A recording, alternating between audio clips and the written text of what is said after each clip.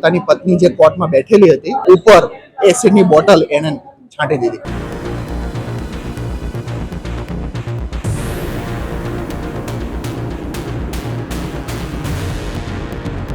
આજે ખોરાકીનો કેસ ચાલતો હતો બગા સાહેબની કોર્ટમાં.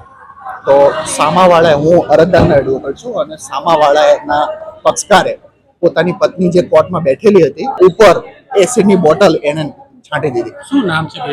પક્ષકારનું નામ છે સામાવાળાનું વિનોદભાઈ ભાણુસાળી. મહિલાનું નામ શું? મહિલાનું નામ છે શારદાબેન.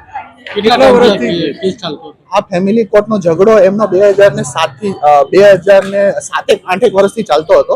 એમાં ડોમેસ્ટિક મેટરમાં આ કામના સામાવાળા અગાઉ પણ આવું કૃત્ય કરી ચૂક્યા છે અને પોતે બેલ આઉટ છે. પોતાની પત્ની ઉપર અટેમ્પ્ટ ટુ મર્ડરનો એક કેસ ઓલરેડી નોંધાયેલો છે અને એ બેલ આઉટ થયેલા છે.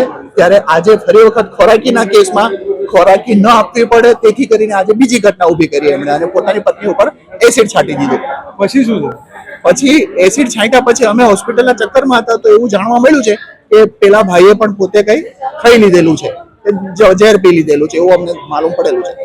પરિવારમાં કોણ કોણ છે? છોકરાઓ? પરિવારમાં પતિ પત્ની છે અને બાળકો છે એમના.